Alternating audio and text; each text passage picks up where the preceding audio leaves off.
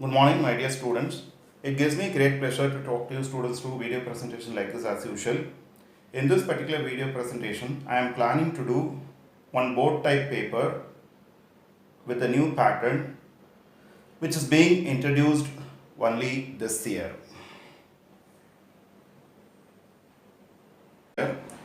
Here we have 16 one-mark questions. Then you have 17 and 18 as case study questions. Some situation will be given, out of which will be given 5 subdivisions with internal choice, ABCD choice, multiple choice questions. Okay, and after that you have 10 2-mark questions, and you have 7 3-mark questions, and there are 3 5-mark questions. This is the new pattern which is being followed this year. Okay, let us not waste our time. I'll start with the 1-mark questions now. The first question goes like this. Capital A is equal to ABC. Just listen. Capital A is ABC. Okay, a relation R on A is such that it is defined like this. That is, it contains elements small a, small b, small b, and small a, small b. Okay, check for reflexive nature of R on A. Justify your answer. Listen carefully. Whenever I am going to do any problem like this, I'll just recall the basic concepts related to any problem. Just listen carefully. You are given a set A and which contains elements small a, small b, small c, and there is a relation R from A to A. For relation on A, we'll say it is from A to A, therefore we call it as relation on A. It has elements like this, small a, B, A, B. These are the elements in R, which is a relation R on A. Okay, and suppose to check for reflexive nature of R on A. Listen carefully. By reflexive nature, every element should be related to itself. Therefore, A should be related to A, B should be related to B, C should be related to C. Therefore, A, is anyway there, B is anyway there, but C, is missing. I am talking about the answer now. I am not writing the whole question on the board. I am just dictating and proceeding.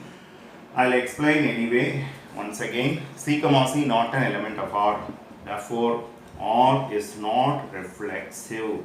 Let me explain the whole process again. You are given a set capital A having elements small a, small b, small c, and you are given a relation R on A. Okay, relation R on A is such that, how is it defined? It contains just 3 elements, namely small a, small b, small b, small a, small b. I am supposed to check for reflexive nature of R.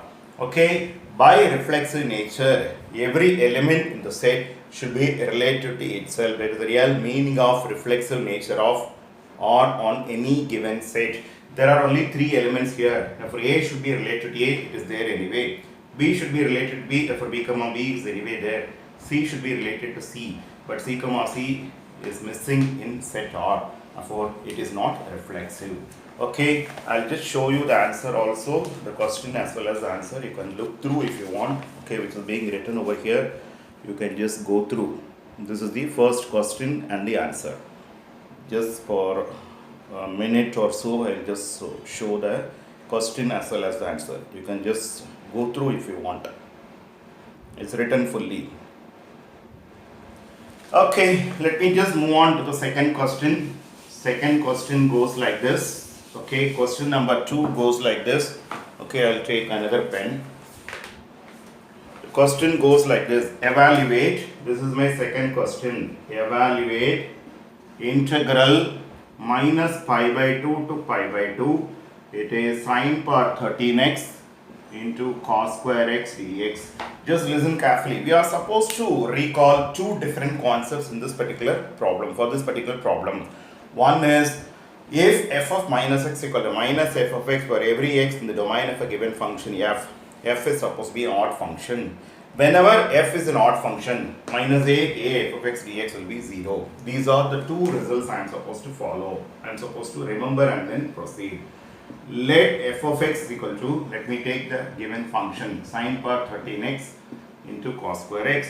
Now f of minus x is sine power 13 minus x into cos square minus x, which is minus sin x power 13 into cos square x, which is minus sin power 13x into cos square x, which is minus f of x. Therefore, f of minus x is equal to minus f of x for every x element of domain f. This is true for every element in the domain.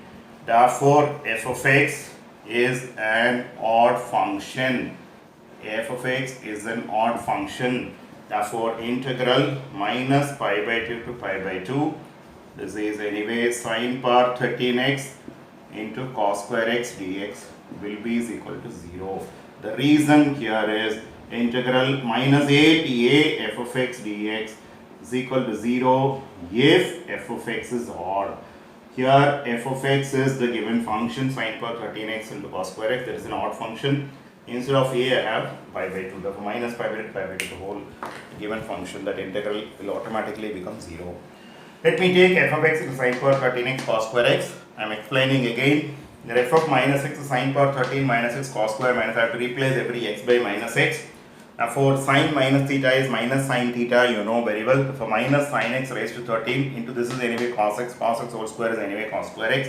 Then minus 1 raised to 13 is minus again. Minus 1 raised to any odd power is minus 1. Minus 1 raised to any even power is plus 1, you know very well. Therefore, minus sin power 13x into cos square x. Therefore, f of minus x equal to minus f of x. This is true for every x. This symbol is meant for every or for all. This is true for every element in the domain of f. Therefore, f of x is an odd function. Therefore, minus pi by 2 to pi by 2 sin power 13x cos square x dx becomes 0 because minus a f of x dx becomes 0. It is a rule. It is one of the major properties of definite integrals. Definite integrals. If f of x is odd. I'll just show you the answer. This is your second question as well as the answer. You can just go through if you want. Second question as well as the answer. Okay, I'll just show you the second question as well as the answer. You can follow whatever is being explained and you can follow whatever is being written also here. This is the second question as well as the answer. Okay, let me move on to the third question. Okay, let me just move on to the third question. Third question goes like this. Evaluate, that is find sine inverse sin 5 pi by 6. Find sine inverse sin 5 pi by 6. Just recall the rule. This is anyway, this is not writing properly. 1 second. Okay, 2 minutes. Sine inverse sin 5 pi by 6. I need to find sine inverse sin 5 pi by 6. Listen carefully. Just recall sine inverse sin theta is equal to theta if minus pi by 2 less than or equal to theta less than or equal to pi by 2. Theta lies in the principal value branch. This is the one you are supposed to recall. Therefore, sine inverse sin 5 pi by 6 not equal to 5 pi by 6 as 5 pi by 6 not an element of the closed interval minus pi by 2 to pi by 2. Okay, therefore what I will do here is sine inverse sin 5 pi by 6, which is sine inverse sine, which is pi minus pi by 6. Just think over, 6 pi minus pi is this much. Sine is positive in the second quadrant. Therefore, this is reduced to sine pi by 6, which is equal to pi by 6 as pi by 6 element of the principal value branch minus pi by 2 to pi by 2. Therefore, sine inverse sine 5 pi by 6 gets reduced to pi by 6. Let me repeat. Sine inverse sine theta is theta provided theta lies in the principal value branch. That is the principal value branch of range of sine inverse function. Range of sine inverse function is closed interval minus pi by 2 to pi by 2. Now for sine inverse sine 5 pi by 6 not equal to 5 pi by 6, as 5 pi by 6 is not an element of this. If you want, you can express in terms of degree measure. Pi by 6 is 30, 5 into 30 is 150 degrees, it's beyond 90 degrees. Now for I'll write 5 pi by 6 as pi minus pi by 6. 6 pi minus pi is 5 pi by 6. Therefore, sin pi minus theta is sin theta, because in second quadrant sin is positive. Therefore, sin inverse sin pi by 6 becomes simply pi by 6, because pi by 6 lies in the principal value branch. Sin inverse sin 5 pi by 6, pi by 6. For any such problem, it's better to remember whether it comes under any of the angle to the second quadrant, because in second quadrant sin is positive. Similarly, for cos inverse cos, I'll try to find out whether I will be able to write 2 pi minus something. Similarly, for tan inverse tan, I'll try to find out whether I will be able to write tan pi plus something, because tan is positive in the third quadrant, sin is positive in the second quadrant, and cos is positive in the fourth quadrant, other than the first quadrant. First quadrant, all the trigonometric ratios are positive. This is my third question and the answer. See the third question and the answer. Third question. You can just go through once again if you want. Okay, let me move on. There is one internal choice or question. Okay, write the principal value branch of range of cos inverse x. Here you have to write directly. The answer is anyway 0 comma pi, closed interval 0 comma pi. That is principal value branch of range of cos inverse x is closed interval 0 comma pi. You can just see the last part over here. Last part. Internal choice for question number 3. Okay, let me move on to question number 4. Question number 4 goes like this. Just listen. If aij is equal to I minus j the whole cube, find a 2 by 2 matrix. Find a 2 by 2 matrix. Okay, now just listen carefully. Required 2 by 2 matrix. This is my answer anyway. Will be is equal to, I'll write it as A11, A12, A21, A22. That's the meaning. Okay, A11 is the entry at the junction of first row, first column, first row, second column. I can't move further because there is no third column. Then I'll move down, second row, first column. I'll write it as A21 and A22. I won't move further here. There is no third column. I won't move further. There is no third row also. Therefore, that is by Aij, it means the one at the junction of ith row and jth column. First suffix tells you in which row it lies. Second suffix tells you in which column it lies. This is the junction of first row, first column, first row, second column, second row, first column, second row, second column. Let me just simply, this is similar to your functional value. Replace every I by 1, j by 1 here. Therefore, it is 1 minus 1 the whole cube. This is 1 minus 2 the whole cube. This is 2 minus 1 the whole cube. This is 2 minus 2 the whole cube. Therefore, this is anyway reduced to 0. This is minus 1. This is 1. This is anyway 0. 0 minus 1, 1, 0. Let me just repeat anyway. Required 2 by 2 matrix will be A11, A12, A21, A22. Therefore, A11 is 1 minus 1 the whole cube. A12 is 1 minus 2 the whole cube. A21 is 2 minus 1 whole cube. A22 is 2 minus 2 the whole cube. Therefore, 0. This is minus 1. This is 1. This is 0. And you can even, the question can be given in an elaborate manner like this. Show that the 2 by 2 matrix what you get is skew symmetric. You can very well write it as A. Find A transpose. What do I get? 0, 1, minus 1, 0. It is minus A. Since A transpose is equal to minus A, it is skew symmetric. Therefore, the question can also be given in a different way. Show that such a matrix is skew symmetric. This is your fourth answer. You can just look through the fourth answer.